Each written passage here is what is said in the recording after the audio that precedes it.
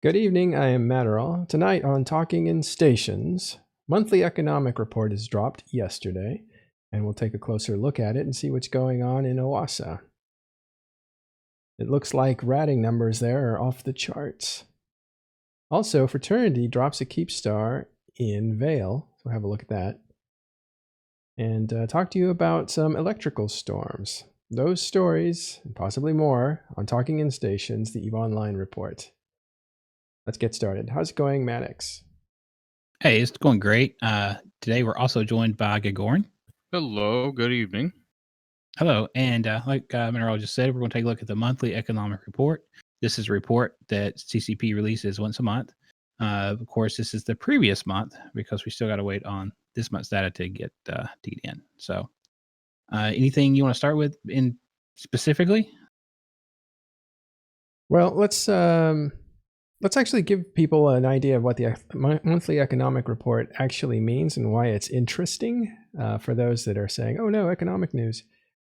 And just my take on it is that you have this game that's also an economic simulator. Sure, it has war, it has society, it has some culture in it, but clearly one of the big drawing points is this is an open world with an economy that connects players to other players. Everything in the game essentially is built by players and sold on the market, including game time through Plex. So you can buy and sell game time on the market as well. So the economics of this game are incredibly important, even though they're seen as more or less a bedrock that everything is built from. So if you're going to be building fleet doctrines or ships or anything like that, the economy is just a secondary consideration of how much is it going to cost me to do this certain thing.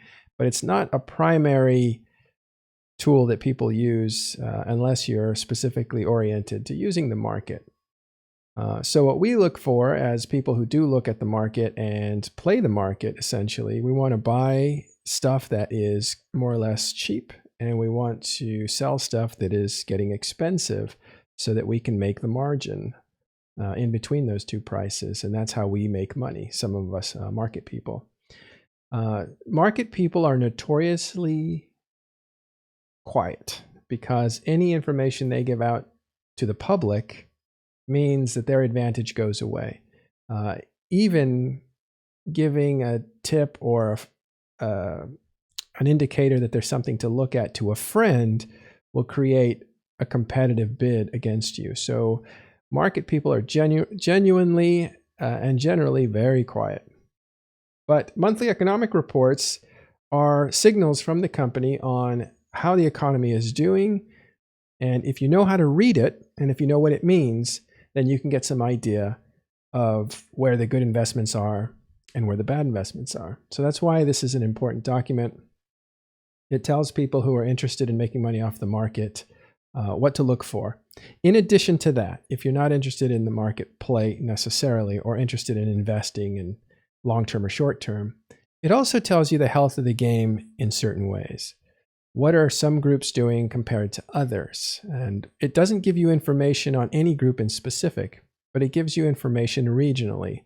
So if a group owns the region that is doing an incredible amount of mining, you can surmise that that group that owns that region are probably the ones doing the mining. And so that's how we look at it too. So if we look at Delve, we're talking about the Imperium, specifically Goonswarm. If we talk about Oasa, we're talking about Fraternity or PandaFam Coalition. If we're looking at Geminate, who lives in Geminate? That's probably Horde. So that's how we look at the economic report to judge how the alliances are doing. That's the other part of this. With that in mind, let's get started and look at something that's been talked about a lot lately, and that is the group Fraternity living in Oasa, which is drone regions. It's more or less an isolated region with over 200 systems within a certain radius, which allows Fraternity to put all their really big ships, their super capital fleet, defensive fleet that is, in one spot right in the middle of these 220 systems. That means that any of their players that decide to go ratting in those systems or harvesting, mining in those systems, can call for help and get immediate help. And that is a very powerful combination of events, as we've seen in the past with not only the Imperium doing that, but Test doing that, and even Horde doing that. Well, Fraternity has started doing it too, and we'll check in on how well they're mastering their ratting, for instance. Okay, but first we need to put some context on this, right? Let's go back and look at 2017 NPCs. And if we look here, we have 8,000 billion, which is 8 trillion, in NPC bounties. That's basically ratting. So we're going to take that to start. And if you look at who owned that much income, it was Delve. And at the time, that was the Imperium. It still is. So Delve was really alone. The next competitor to them was Branch, which would have been Guardians of the Galaxies at this time. Again, this is 2017. And they were only at 4 trillion. But Delve was well over 8 trillion, which is quite a bit. Then a year later, in 2018, that number jumped to 2.2 trillion. Sorry, that's 2.2 trillion. I guess that fell right around the same time. This is probably Blackout, actually, September. I think it was. Yeah. Yeah, I think it was right around that time, a Blackout, and that's why the numbers are so. You can see how much that actually squashed the writing numbers. Yeah. When that was released, it was drastic change. Yeah, so a fourth of what they were doing before. Yeah, and CCP's been putting out patches that's been stressing, writing and mining both. So those numbers really will probably never fully recover from what they were in 2017. At this point, what you see also is Deckline, which is also, again, Guardians of the Galaxy at the time. They changed the name to Dead Coalition later. They're no longer on the map. But they were still in second place with about half, or a little more than half, of what Delve was doing. Delve was at 2.2. So they're recovering at this point 2 years ago, from Blackout. Or that was 1 year ago. So it was a year ago last summer. Okay. So let's look at 3 months ago, and you have back up to better health, right? 6.5 trillion. But it's not Delve, it's Oasa. So by this point, by 3 months ago, before the war, you had Oasa catch up and essentially match what they had, 6 billion or 6 trillion before, a little more than that, 6.5 trillion. But Delve is up there too. Delve is right here in the same place. So they're kind of neck and neck. And Paragon Falls is actually Horde. So everybody else is kind of left down here. Now let's look at this economic report where everything is at. And you still have Fraternity doing about the same, if not less. Let's take a look at that. They were just over 6 trillion, right? Again, right, correct. Oh, I'm sorry. That's Oasa is about 6.5 trillion. Yeah, they're right around the same. And now Oasa is at about 6. They have not improved since the war began. Actually, they fell back half a trillion, 500 billion this month. So they're actually down. And the thing is that if you look here, this is where Delve is. It's way over here in the 1.75 trillion. So they went from 8 to 2 and then back up to 6. And now they're down to under 1.5. So they're the ones that have really kind of slipped back because they're under pressure right now, and have been for the last 3 months. But Oasa hasn't. So I think the idea that Fraternity will play while everybody goes to work on Delve is a misnomer, because although they are still ratting, they're actually down a little bit from where they were before the war. Slightly. It's just barely, right? 500 billion or so. Yeah. The reason it's dramatic is everybody else fell. Yeah. That's what we're looking at here.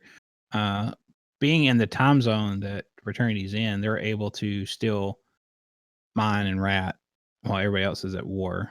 Even though they do deploy, you can see they're still being very productive. Especially, we had Norris on, and he, said that they have an 18-hour green lot window, which the green lot window is when they have a super cap or a fleet on standby ready to protect anything of sizable, like a Oracle or super capital, from anybody that comes in and attacks it. So it's safe to mine and rat during that time.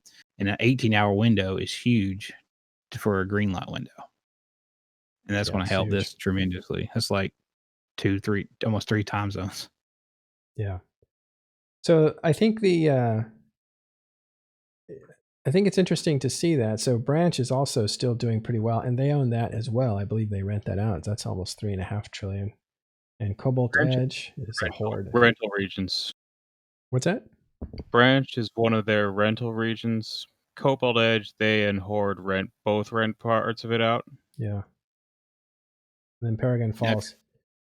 If you combine the regions they own, it gets a little impressive then, for sure. Yeah. And right now, InSmother, which is AOM, is doing 2.25 trillion, which is more than Delve, which is over here. Delve's just under pressure, not able to really capitalize on their territory. That is natural. I'm surprised they did as much as they did, so good on them. Also, when you're in tie-dye, which a lot of these fights are, they're scheduled, but they're also in tie-dye. I think you can do a lot around that kind of gameplay. Even if you're in a big major fight, it's almost like you could multi-box that, right? Because things take a while. InSmother's going to be Legion of XX Death and Red Alliance. Oh, I'm sorry. I thought it was Detroit.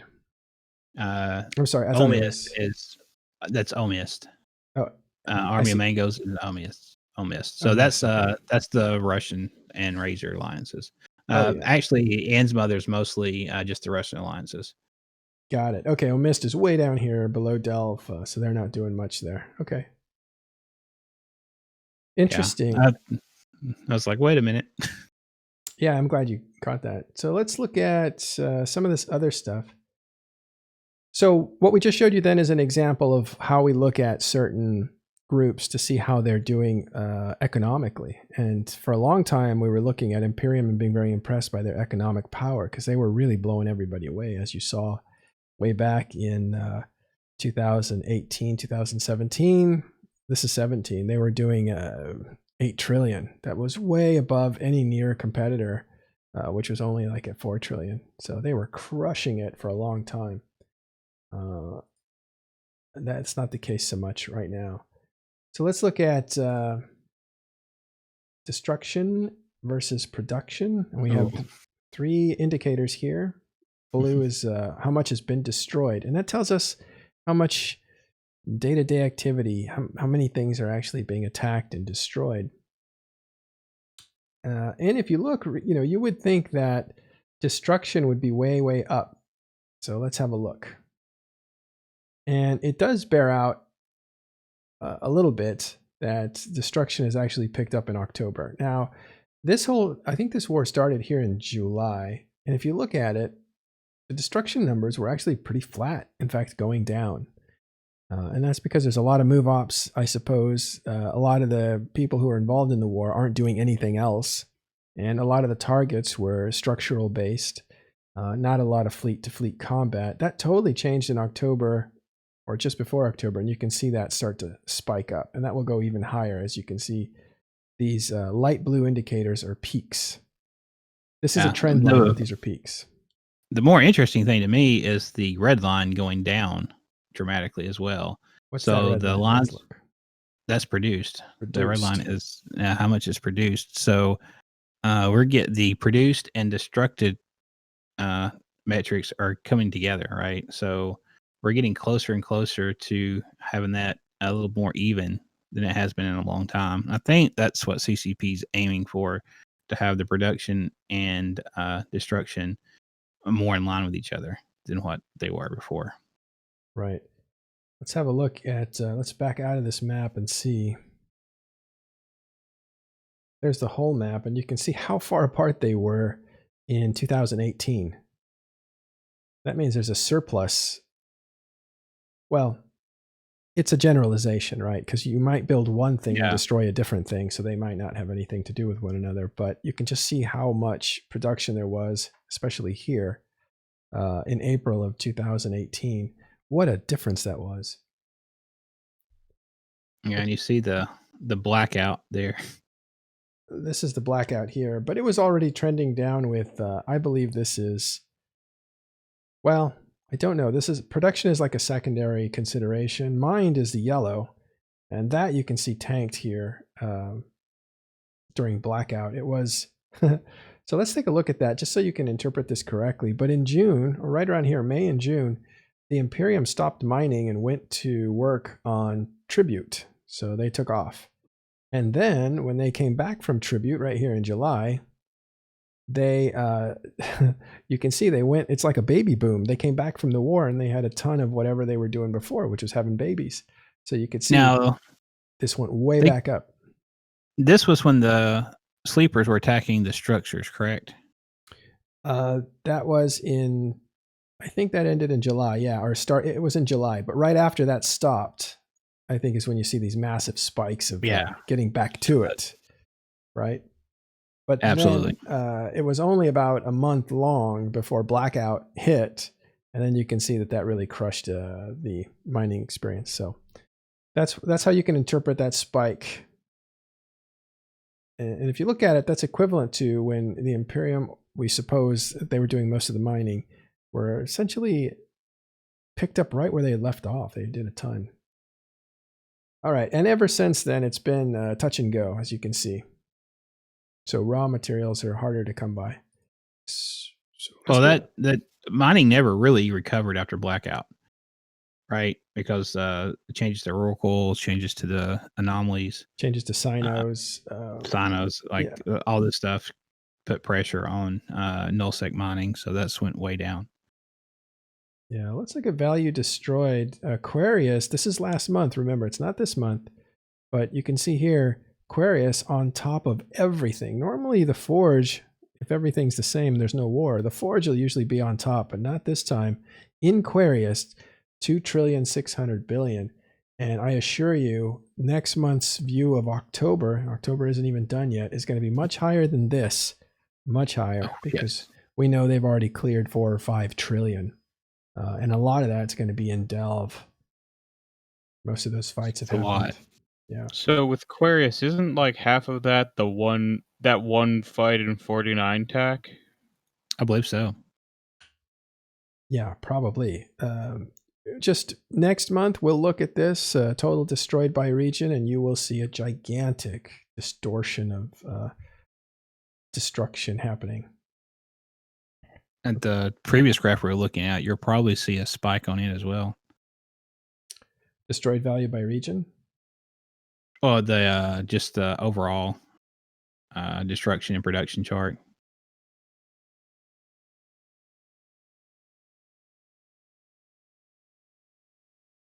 I did look at spikes there, and they're definitely there. They're hard to see. Let's see if I can jump in. Yeah, that one's it. Production. You can see they're way up here. Yeah, we'll probably see a spike into the destruction there. Yeah. All right. Right around there somewhere. It's gonna be interesting. Real exciting next month's MER. Okay, lots to explain there. I encourage you to explore this on your own. Values being mined, again, we're looking at the health of empires, we call it. And it looks like you have the Forge, Oasa, then you have Metropolis, Synclason, Domain. Those are all empires. So that tells us that it's kind of evenly spread, the mining that's going on in HiSec, and that's a very big deal. Yeah, that's a huge change from a year to a couple years ago. Well, let's look at, I'm going to look at that. We're going back to 2018. Actually, that's a bad indicator. Let's go back. Yeah, that's really like May or something. April or May of last year would probably be a better indicator. These are all trades. I think mining's up here. Here. You can tell, like, a long time ago how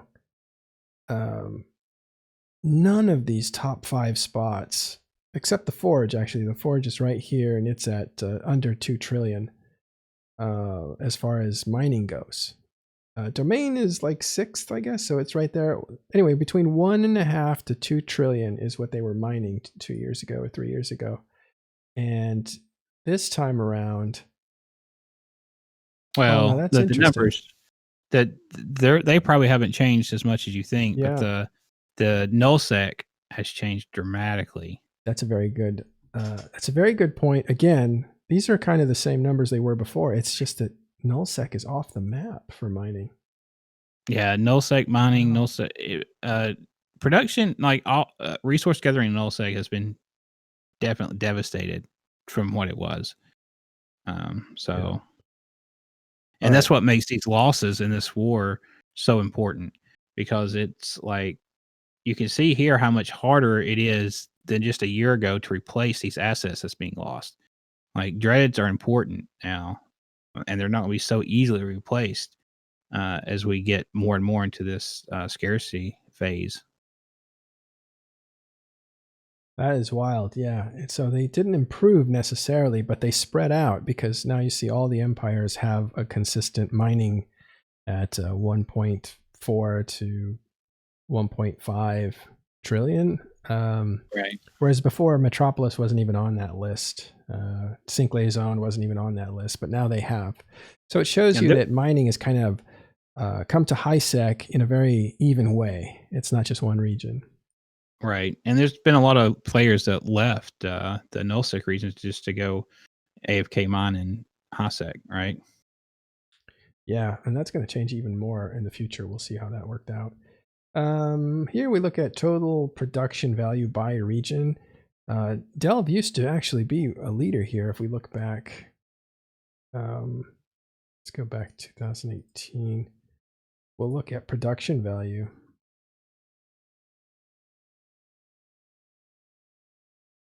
Production value by region. Here's where Delve beat the Forge with 34 trillion built.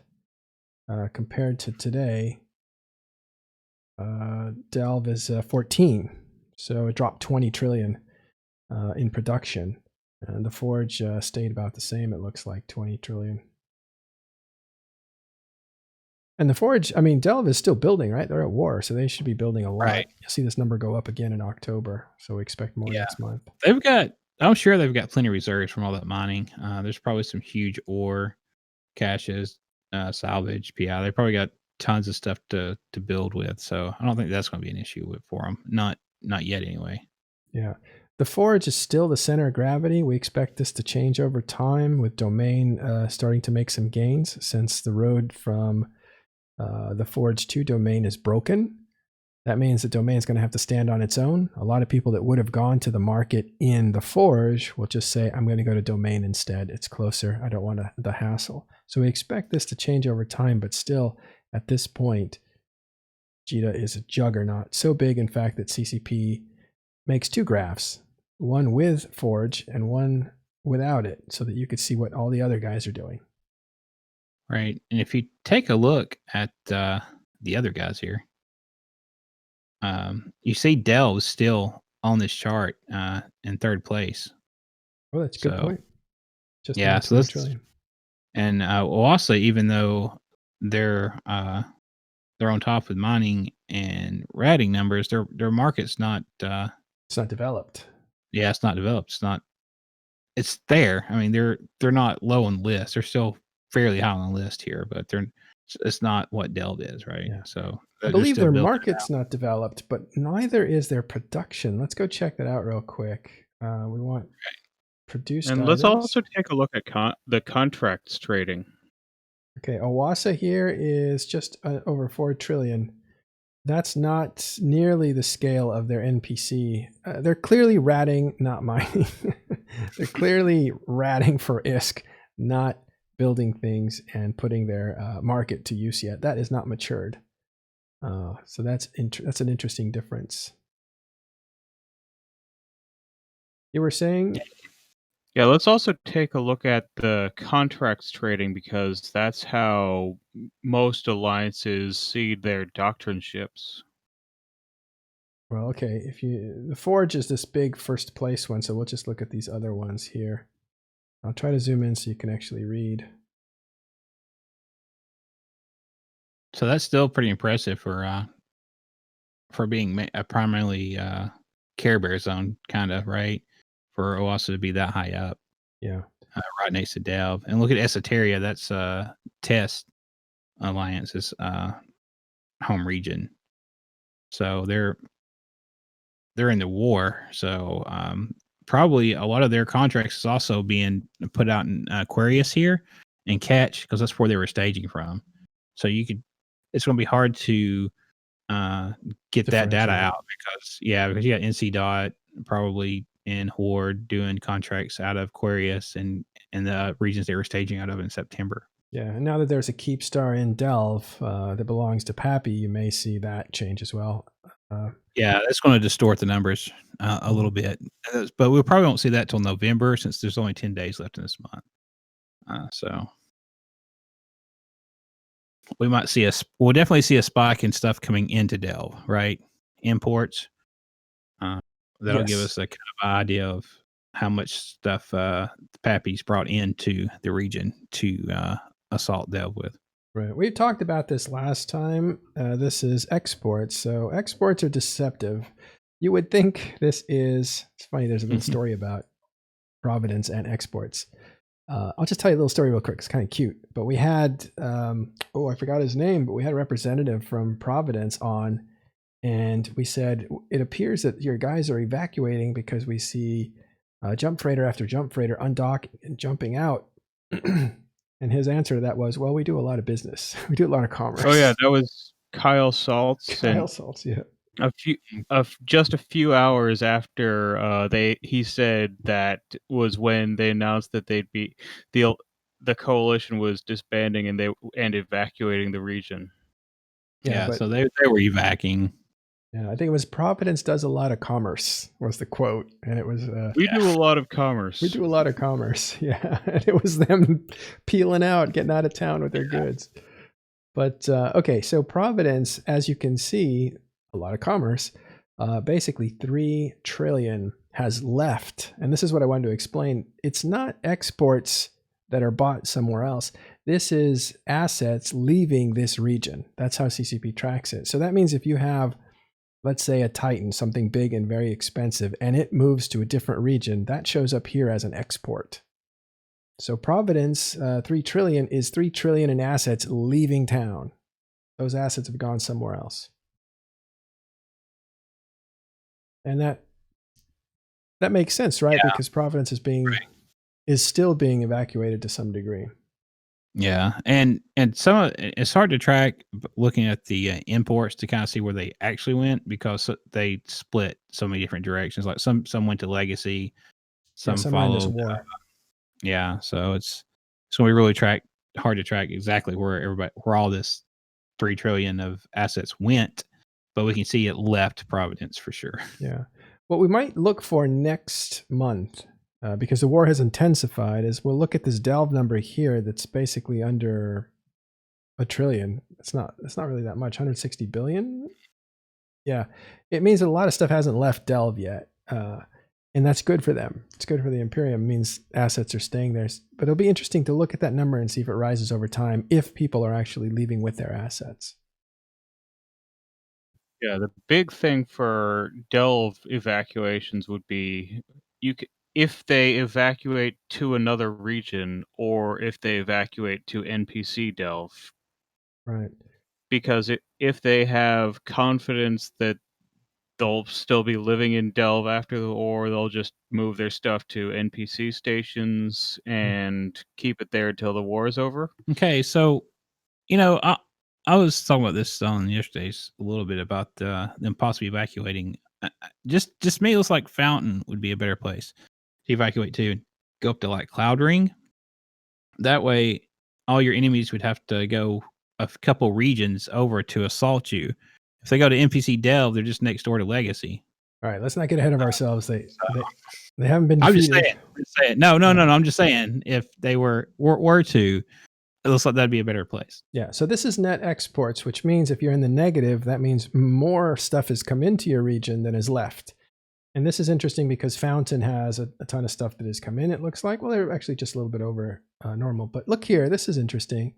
Pokven, or Pokven, whatever it's called. This is the Nutriglavian region. So it's now showing up on these economic reports. And it starts out with, it looks like 260 billion in assets that were trapped in those systems. So that's where it's starting out. And that's probably like 3 or 4 Fortizars, Astra houses, and other complexes that were in those systems, and the assets inside of those things as well. But welcome Pokven. We'll be looking forward to seeing if things are coming in and out or of that new region.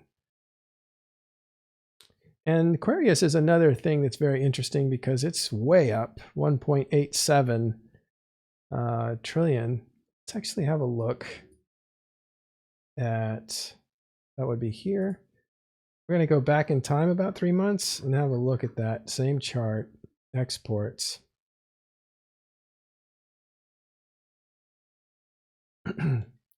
Aquarius is nowhere to be found here. Here it is. So it's in the positive about 380 billion, which means a ton of hardware came in, 700 billion. That's branch actually. 1.87 trillion in value has come into Aquarius. And this was September, which means that Pappy, that gives you an idea of their scale. 1.87 trillion in assets coming through. And at this point, those assets have now moved to Delve. It's going to be very hard to track.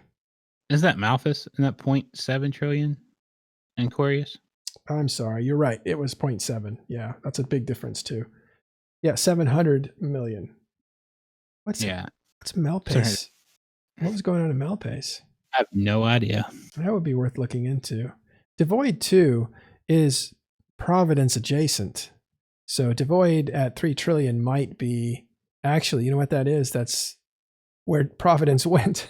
It went from Providence to Devoid because it's actually the same amount, I believe. 2.99 and 2.99. So Providence emptied out into Devoid probably before it went somewhere else. Yeah, they might have staged there to. Hey, there's Olmeca Gold and Villy in chat. Good to see you guys. A little bit more on the monthly economic report. Let's see what else we got here. ISK sinks and faucets. That's overall game health. How much money is leaving the game? How much is coming in? That'll be important to look at in a little while, about 3 months, as we look at the new strategy for making things kind of rare, if that actually worked. If more money has exited the game than has entered, that sort of thing. Here's one thing I wanted to get to before we stop. Those are faucets again. This is overall health of the game. It's the velocity of ISK. This one's hard to understand, but it's worth looking at. And this has a long memory. It goes all the way back to 2018. Sometimes they actually put all the expansions on here.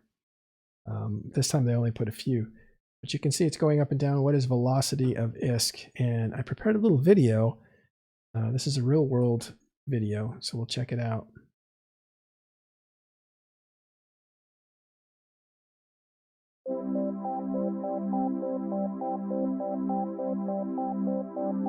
The velocity of money measures the rate at which money goes from one transaction to another in an economy. In simple terms, it's how often and how quickly a dollar changes hands. Usually, if money circulates through an economy at faster speeds, the economy is seeing more transactions and is probably healthier than an economy with a slower velocity of money. A faster velocity also means businesses are further along in the business cycle, which leads to price increases and a higher rate of inflation. To understand the concept, consider a very small and simple economy that includes only 3 entities: a grocer, a rancher, and a farmer. They have $50 between them, which the grocer just happens to own. The grocer pays the rancher $50 for meat she wants to sell at her store. The rancher pays the farmer $50 for some grain to feed his livestock. The farmer then pays the grocer $50 for groceries she needs to feed her family. The original $50 bought $150 worth of goods by changing hands 3 times. The velocity of money in this economy is 3.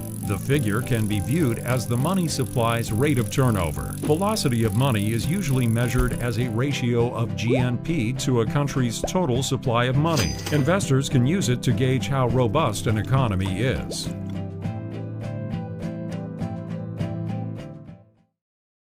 All right, and that's what Okay. that means.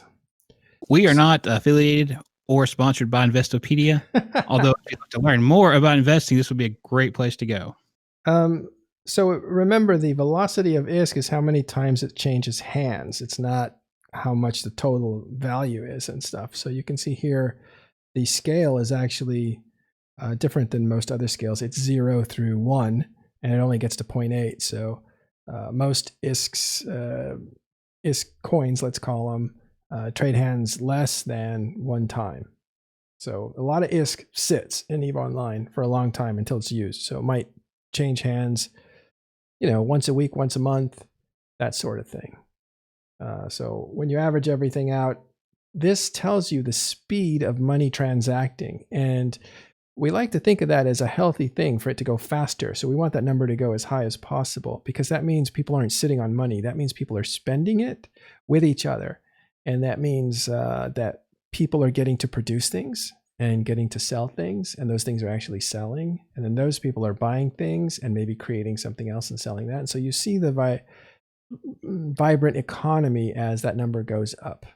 What you don't want to see is that number tanking like it did during blackout. You see everybody sat on their money, which is very reasonable if you don't know how the world's changing.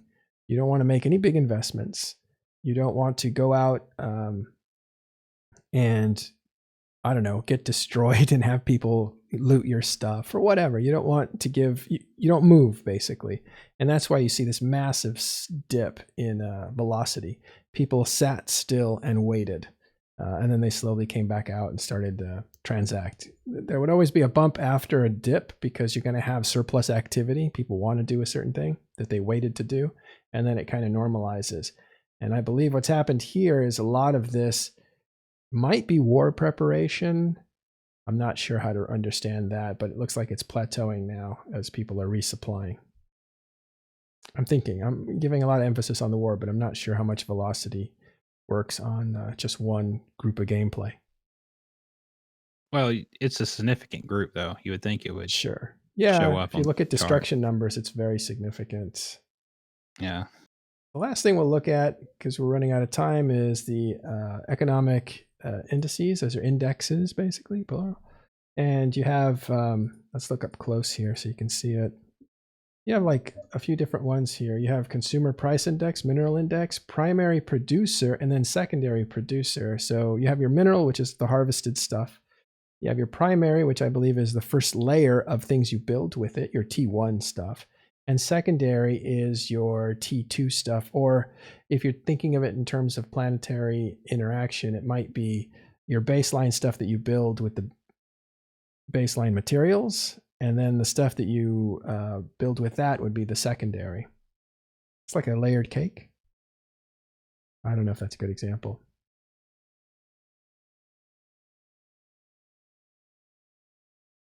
And then it gives you what those look like. And if you're looking at the MPI here, that's the mineral price index. It's going way up. So we've all noticed that minerals have increased in price. And yeah.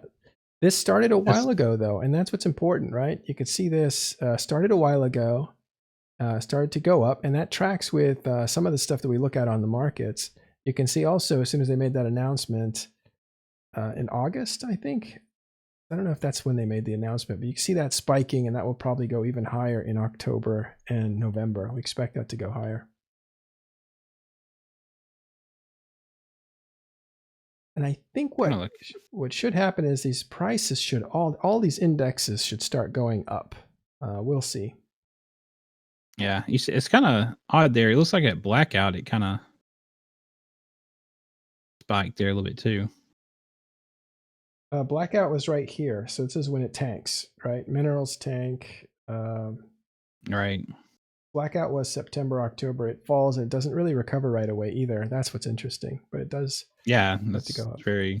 Then it skyrockets. Yeah. Anyway, if you look at this, there's a lot more information on here, and then you get to the graphic maps about where the what's going on. So peak concurrent players. Let's have a look at this war. You can see that there's these spikes are all over Fountain, all over Aquarius, and all over Delve, which is what we would expect. There's a lot of concurrent players, so that means that people in system at the same time. And this number in October, you're going to see some major spikes as we see the biggest PCU that the game has ever seen in a system. So yeah, and that'll go way up. People claim there's more people in HiSec than nullsec. Well, there are, but they just spread out a lot more. So all these people are spread out, but there's definitely more people there. This whole war only has a third of the population, you know.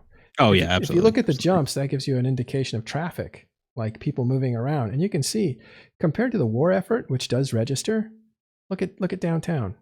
Yeah, that's a totally different graph, right? When you're looking at the actual jumps and activity. Of course, I guess there's a lot of gate camping in Aquarius and Delve, or people just ship spinning in stations.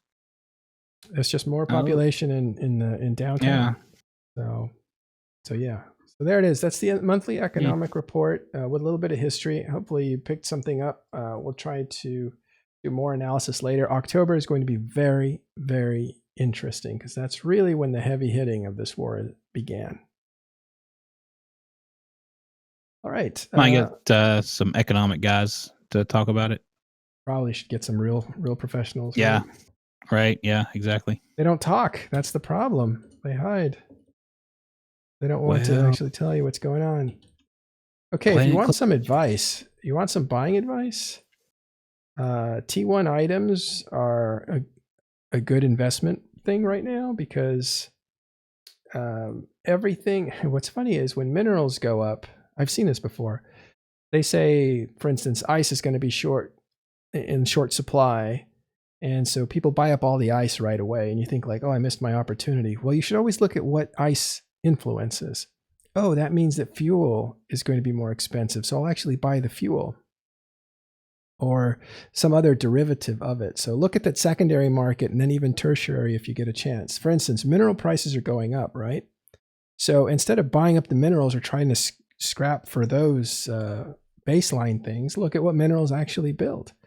Look at your T1 ships. Look at your pirate ships. Look at any of the stuff that's built just with minerals and start to look up that food chain and go up. For instance, when moon materials came out and were getting really expensive, I didn't bother buying moon materials because I had already lost to the competition.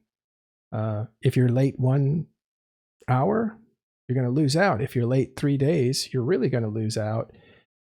So what you want to do is, well, what I did is I started investing and buying a lot of jump freighters because they take a ton of T2 materials or moon materials. And I bought some, what are they called? Marauders. Was it Marauders? Yeah. Yeah, I think it was. But anyway, with T2 materials. So that way, that's T2 battleships, basically. You start to see...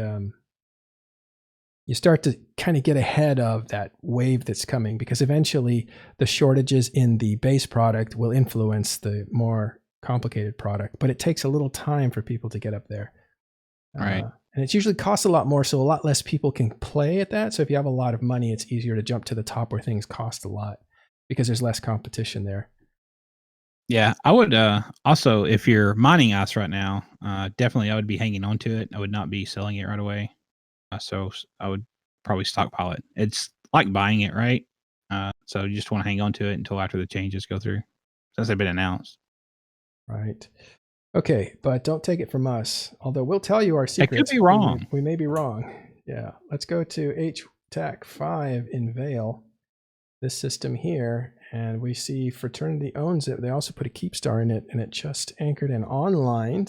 I believe after talking to Norris, his answer to why they did that is to increase their ability to produce up there because they had lost some, for some reason unknown, they had lost their ability to produce stuff. So the Keepstar is probably going to be up there. Keepstar normally would be, you could put a trade center in there because it's very secure, right? Keepstar is harder to take down than a Fortizar. But you could also, it's a sign of power because if you move super capitals up there, you can dominate an area with that umbrella. So who knows what's going to happen there? We'll have to take a look. Okay, one last thing, electrical storms. Gregorian, what do you know about those? Well, people discovered today that since it's possible to be in a system when the storm moves, since they move at various times throughout the day rather than just at downtime. If you're in a system when an electrical storm enters the system, the electrical storm being the one that disables a cloak, and you're cloaked when it enters the system, it will not turn off your cloak. It will just prevent you from activating your cloak again, so you'll stay cloaked. Interesting little tactic there. Yep. So if you beat the storm, you can stay cloaked in the system if you're trying to cloaky camp a system. Yeah. Get there early. I believe also, didn't we have patch notes today that were interesting? I think there was. Yeah, there were patch notes today. And there was a couple fixes there, I believe. Oh, this is October 20th, so that hasn't happened yet. That's what it was today, yeah. Yesterday. I'm losing track of time. It feels like one big long day. Right here, this is important. Added warning pop-ups when attempting to jump through a Stargate leading to an Edencom or Triglavian minor victory system. This is important. Why? Because... well, you could get blown up. Yeah, because it's just like going into low sec, except without the warning, it doesn't stop your ship if you're going to it. No. A lot of people would jump into it and get destroyed. I think that's why. Does this go off your standing? So, like, if you're eating calm and you're jumping into a Triglavian system, it will warn you, or a minor victory to warn you, and vice versa? Or is it just anybody that's jumping I think into it's that any system? because it's got to do with autopilot. So I think it's any, but I'm not sure. Here, too, another change. They wanted to fix this, I think, because people were basically putting in autopilot and going through minor systems or, minor victory systems and getting blown up. And so therefore, it's not a safe autopiloting route. So you would have to know which ones are minor and you would have to avoid them. Now they actually stop you from going through there, I believe. And they separated the autopilot avoidance settings for Edencom and Triglavian. That pertains to what you were just saying. So if you have good standing with Edencom, then your autopilot will take you through those systems because you're safe going through there. Okay, that's what I was wondering if it noticed what your standings were. That's cool. Right. So these are all looks like just fixes for the last big patch. These are just there's little brush ups, but these are important because we have that new system, and especially here in this PvE section, fixed an issue with players. This was an interesting bug, and it got fixed. And the bug, I'll just read this and then I'll explain the bug. Fixed an issue where players would incur standings loss with Triglavian Collective when destroying stellar observatories in an observatory flashpoint dungeon. In other words, when you were fighting on behalf of Triglavians and you would defeat the thing, instead of getting a standings boost, you would get lower standings. So yeah, I think someone got trapped in one too somehow. Wow. Well, anyway, that's fixed. So if you're in Pakven and you are doing observatory flashpoints and you're working up standings with Triglavians, that now works correctly. Probably another round or two of these little, quick bug fixes as we more and more people, play the content. And I think they're going to have a few. Yeah, it's going to have a few. It's a huge change. So All right. Well, listen, thanks, Mannix, for hanging out with me. Gregorian, you too. Thanks for researching. We will be back tomorrow, same time. And until then, enjoy a different stream that we'll raid, and we will see you next time. Thanks for coming around.